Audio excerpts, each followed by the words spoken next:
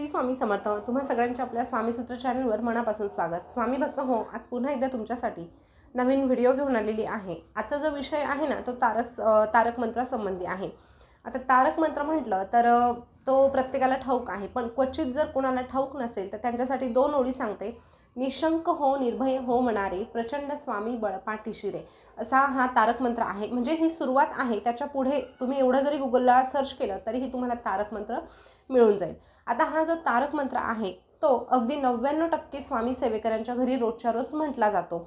अगदीच तुम्ही म्हणून देवासमोर बसून म्हणत नसाल तर तुमच्या टीव्हीवर लावला जात असेल, मोबाईलवर लावला जात असेल, पण दिवसभरामध्ये एकदा का होईना हा मंत्र आपल्या घरामध्ये म्हटलाच गेला पाहिजे. किंवा जर तुम्हाला ज्या दिवशी म्हणणं शक्य नाही, आता एखादी महिला आहे, तिचा मासिक धर्म आहे, तर तिने काय करावं तर तिच्या मोबाईलवर लावून द्यावा. किंवा मग आपल्याकडे टीव्ही आहे, आता प्रत्येकाकडे अँड्रॉइड टीव्ही आहे, मोबाईल आहे, तर नक्कीच ह्या गोष्टी आपण करू शकतो. अर्थात तुम्ही करतही असाल, पण मग हा तारक मंत्र आहे ना त्याचा आता अर्थ काय आहे तर बघा, हा तारक मंत्र म्हणजे प्रत्येक दुःखातून तारून नेणारा मंत्र आहे. आणि यामध्ये प्रचंड अशी शक्ती आहे. जेव्हा आपण हा तारक मंत्र रोजच्या रोज म्हणतो तेव्हा आपल्या बाजूला स्वामी महाराज एक कवच निर्माण करतात. आता हे कवच कशासाठी तर आपलं संरक्षण करण्यासाठी.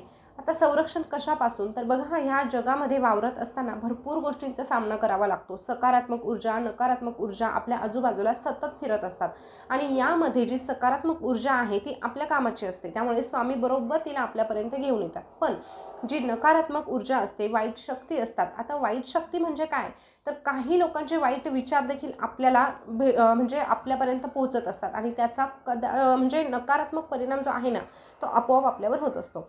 तर मग हा जो तारक मंत्र आहे तो काय काम करतो तर हे वाईट विचार, ही निगेटिव्हिटी जी आहे ना ती आपल्यापासून लांब ठेवण्याचा प्रयत्न करतो. आणि म्हणून आपल्याला रोजच्या रोज तारक मंत्र म्हणण्याची गरज आहे. तारक मंत्रामध्ये इतकी शक्ती आहे ना की अगदी म्हणजे बघा, मृत्यूच्या दारातून परत आणण्याची ताकद देखील हा तारक मंत्र ठेवत असतो. पण नक्कीच तो म्हणत असताना आपला विश्वास तेवढा असायला हवा आणि तो म्हणत असताना सातत्य देखील आपल्याकडे तेवढं असायला हवं. तर नक्कीच तारक मंत्र म्हणायला अगदी सोपा आहे, त्याचे अजिबात नियम नाही. पण मग ह्या तारक मंत्राविषयी एक छोटासा उपाय आपल्याला करायचा आहे. सेवाच आहे एक प्रकारची, पण तुम्ही त्याला उपायही म्हणू शकतात. आता हा उपाय कशासाठी करायचा, कोण करू शकतं, कधी करू शकतं आणि मेन म्हणजे याने आपल्याला काय फायदे होणार आहे हे सगळं काही सविस्तररित्या आता आपण जाणून घेणार आहोत. तर बघा, तारक मंत्र आपल्या घरामध्ये रोजच्या रोज म्हटला गेला पाहिजे इथपर्यंत ठीक आहे. पण जर खरंच तुमच्याकडे खूप गंभीर समस्या असेल, एखादा संकट आहे ज्यातून तुम्हाला मार्गच मिळत नसेल, तर आवर्जून तुम्ही तारक मंत्राचं अनुष्ठान करून बघा. आता तारक मंत्राचं अनुष्ठान कसं करायचं असतं तर 21 दिवसांचं अनुष्ठान असतं, 41 दिवसांचं असतं किंवा 108 दिवसांचं असतं. मग तेवढ्या काळामध्ये आता तेवढ्या दिवसांसाठी आपण संकल्प घेतला ना की मी तारक मंत्राचं अनुष्ठान करणार, तर मग रोजच्या रोज तुम्हाला जेवढ्या वेळेस ठरवलं आहे, आता तुम्ही ठरवलं ना की मी रोज 3 वेळेस म्हणणार, तर मग रोज 3 वेळेस तुम्हाला 108 दिवस किंवा मग जेवढे तुम्ही दिवस पकडले आहेत तेवढ्या दिवस तुम्हाला ते रोज नित्यनियमाने म्हणायचं आहे. या व्यतिरिक्त तुम्हाला सगळे काही नियम जे आहे ना ते पाळायचे आहे. जसं की मांसाहार आहे किंवा इतर जे काही त्यासंबंधी नियम असतील ते तुम्हाला पाळणं गरजेचं आहे. आता हे झालं अनुष्ठानाचं. पण आपल्याला अनुष्ठान करायला वेळ नाही किंवा मग आपल्याकडनं ते नियम पाळले जातील की नाही जाणार याबद्दल जर तीळ मात्र जरी शंका असेल तर मग ठीक आहे, तुम्ही हा दुसरा जो उपाय आहे तो करू शकतात. त्याने देखील आपल्या घरातील शांतता टिकून राहण्यास मदत होणार आहे. जर घरात नकारात्मकता वावरत असेल तर ती दूर जाण्यासाठी मदत होणार आहे.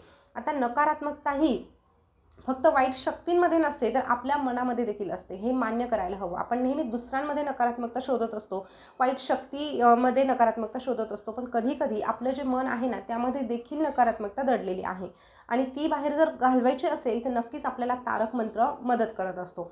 आता बघा, तारक मंत्राचा हा जो उपाय आहे तो कोण करू शकतो तर घरातील कुठलीही व्यक्ती करू शकते. तुम्ही विद्यार्थी आहात तुम्ही करू शकतात, किंवा मग घरातील महिला करू शकते, पुरुष करू शकतात, कोणीही करू शकतं, असं बंधन अजिबात नाही. विधवा महिलाही हा उपाय करू शकतात. आता कोणासाठी करू शकतात तर हा उपाय संपूर्ण कुटुंबासाठी म्हणजे आपल्याला करता येणार आहे. पण जर समजा घरामध्ये एखाद्या सदस्याबद्दल जर तशी गंभीर समस्या आहे, समजा एखाद्या महिलेचा पती आहे, तो रोज म्हणजे व्यसन करतो आणि त्याचा घरामध्ये काहीही उपयोग होत नाही किंवा घराला म्हणजे घरामध्ये त्याचं अस्तित्व काय आहे हेच ठाऊक नाही, किंवा घरच्यांशी त्याला काहीही घेणं देणं नाही, फक्त यायचं, 2 घास खायचे आणि बाहेर जायचं, असं जर त्याचं चालू असेल तर नक्कीच त्याच्यामध्ये सुधारणा व्हावी असं प्रत्येकाला वाटणार आहे, त्या कुटुंबातील सदस्यांना. तर मग त्यांनी त्या व्यक्तीसाठी खास हा उपाय करायचा आहे. किंवा मग आपलाच मुलगा आहे, म्हणजे मुलगा मुलगी आहे, अभ्यासामध्ये ते रोज अभ्यास करतात पण मग त्यांचं मन लागत नाही, किंवा मग जे काही तो अभ्यास करत आहे ते त्यांच्या लक्षात राहत नाही, तर नक्कीच तुम्ही त्या विद्यार्थ्यासाठी करू शकतात. किंवा मग या व्यतिरिक्त कुठलीही समस्या असेल, साधी गृहिणी जरी आहे ना, तर गृहिणीच्या मागे देखील भरपूर व्याप असतो, आणि त्या गृहिणीला जर मानसिक शांतता मिळाली नाही तर त्याचा सगळा परिणाम सगळ्या सदस्यांवर होत असतो, हे कोणाच्या लक्षातच येत नाही. त्यामुळे त्या गृहिणीने देखील, तिला जर वाटतंय ना की माझी मनस्थिती खराब आहे, तर तिने देखील हा स्वतःसाठी उपाय करावा. किंवा यापैकी तुम्हाला कुठलीही समस्या नाही पण घराच्या शांततेसाठी, घराच्या समृद्धीसाठी तुम्हाला हा उपाय करायचा आहे, तरीही तुम्ही हा उपाय करू शकता. आता कसा करायचा ते सांगते. आता आपण जेव्हा तारक मंत्र म्हणतो ना, तेव्हा आपल्याला एक छोटा ग्लास भरून पाणी घ्यायचं आहे. कुठलाही ग्लास घ्या, चांदीचाच घ्या, मग सोन्याचाच घ्या, असं अजिबात बंधन नाही. कुठलाही ग्लास घ्या, फक्त आपल्याला ग्लास घ्यायचा आहे, फक्त प्लास्टिकचं घेऊ नका, बस एवढंच. आता तो ग्लास घेतल्यानंतर त्या ग्लासवर आपल्याला उजवा हात ठेवायचा आहे, आणि उजवा हात ठेवून आपल्याला तो तारक मंत्र म्हणायचा आहे. हे बघा, रोज तुम्ही एकदा म्हणत असाल तर हा उपाय करण्यासाठी किंवा याची प्रचिती लवकरात लवकर येण्यासाठी तुम्ही 11 वेळेस म्हणून बघा, 3दा म्हणून बघा कमीत कमी. अशा पद्धतीने तुम्ही रोजच्या रोज म्हणून बघा आणि हा उपाय तुम्ही करा. आता हा उपाय कसा करायचा हे तुम्हाला सांगितलं, पण आता ह्या पाण्याचं काय करायचं हे बघा. आपण त्या ग्लासवर हात ठेवून तारक मंत्र म्हणायचा आहे. आता याने होणार काय आहे, आपण जसं तो तारक मंत्र म्हणणार आहे तसं त्या तारक मंत्राची जी शक्ती आहे ती त्या पाण्यामध्ये म्हणजे आकर्षित होणार आहे. आता हे जे पाणी आहे, हे पाणी ज्या व्यक्तीला समस्या आहे, म्हणजे ज्या व्यक्तीसाठी तुम्ही करणार आहात त्या व्यक्तीला तुम्हाला रोज द्यायचं आहे पिण्यासाठी. नक्कीच तिच्यामध्ये 100% फरक पडतो, म्हणजे पडतोच.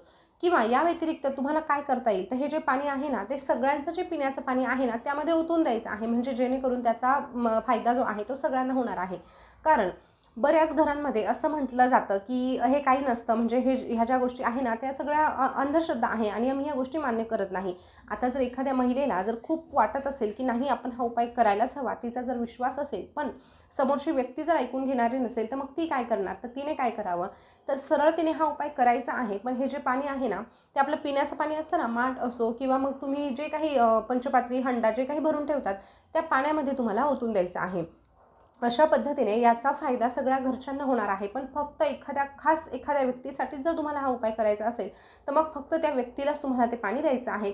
आता उपाय करण्याच्या अगोदर स्वामींना तशी प्रार्थना करायची आहे की अशा संबंधी मी हा उपाय करत आहे आणि माझ्या या जवळच्या व्यक्तीला किंवा जे काही असेल त्या व्यक्तीला फरक पडू दे, सकारात्मक बदल दिसून येऊ दे. कारण कुठल्याच महिलेला किंवा घरातील कुठल्याही व्यक्तीला असं वाटणार नाही की आपण चुकीच्या उद्देशाने हा उपाय करावा. तर नक्कीच जी व्यक्ती उपाय करेल तिला बाकीच्यांनी सपोर्ट करावा, पण नाही सपोर्ट मिळाला तरीही तिने शांत बसू नये, स्वामींवर विश्वास ठेवावा आणि हा उपाय करावा. आता जेव्हा आपण हे माठामध्ये पाणी ओततो ना तेव्हा काय करायचं, थोडंसं पाणी शिल्लक राहू द्यायचं, अगदी थोडंसं. आता हे जे उरलेलं पाणी आहे ना ते आपल्या संपूर्ण घरामध्ये शिंपडायचं आहे. बघा, हे पाणी संपूर्ण घरामध्ये शिंपडल्याने देखील घरातील नकारात्मकता बाहेर जाण्यासाठी मदत होणार आहे. आता तारक मंत्र तर आपण रोजच म्हणतो, पण तारक मंत्र म्हणताना हा छोटासा उपाय तुम्ही करून बघा आणि त्याचे अनुभव घ्या. जी काही समस्या असेल त्या समस्येशी म्हणजे ती जी समस्या आहे त्याच्याशी निगडीत तुम्ही स्वामींना प्रार्थना करायची आहे आणि हा उपाय तुम्हाला करायचा आहे. नक्कीच तुम्हाला प्रचिती येईल. आता जेव्हा तुम्ही अनुष्ठान करणार आहात, जेव्हा संकल्प घेणार आहात तेव्हा नियम पाळण्याची गरज आहे. पण जर तुम्ही संकल्प न घेता किंवा अनुष्ठान न करता रोजच हा उपाय करणार आहात किंवा रोजच तारक तीर्थ बनवणार आहात तर मग तुम्हाला नियम पाळण्याची फारशी गरज नाही. पण जर तुमच्या घरात मांसाहार बनत असेल तर मग जर तुम्ही मांसाहार केला तर हे तीर्थ प्यायचं नाही किंवा इतरांनाही प्यायला द्यायचं नाही. त्याच्या अगोदर मग तुम्ही देऊन टाका हवं तर, पण मग मांसाहार केल्यानंतर हे तीर्थ घ्यायचं नाही किंवा मग बनवूच नका, त्या दिवशी तुम्ही बनवूच नका. तर नक्कीच तुम्हाला ह्या गोष्टी लक्षात आल्या असतील आणि व्हिडिओ देखील समजला असेल. उपाय कसा करायचा यासंबंधी सगळे काही तुमचे उत्तर तुम्हाला मिळाले असतील. तरीही जर तुम्हाला काही शंका असतील तर कमेंटमध्ये आवर्जून विचारा, त्याचं उत्तर देण्याचा आम्ही पुरेपूर प्रयत्न करेल. पुन्हा भेटूया नवीन व्हिडिओसोबत नवीन माहिती घेऊन. तोपर्यंत बोलत राहा. श्री स्वामी समर्थ. जय जय स्वामी समर्थ. धन्यवाद.